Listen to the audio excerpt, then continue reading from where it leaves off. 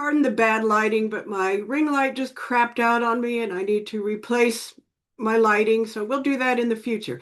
But I just got off a phone call that was absolutely fantastic and made my day and is going to make one of my organizations very, very much better as a result of this conversation. And that reminded me of one of my favorite quotations.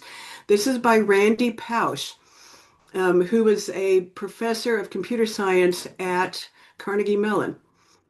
Here's the quotation.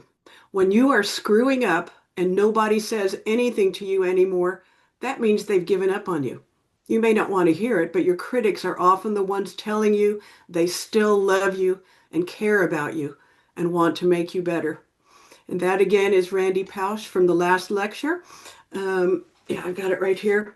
So here's the book, but this book was derived on the lecture that he gave at Carnegie Mellon, and you can look that up online. So that's my thought for the day.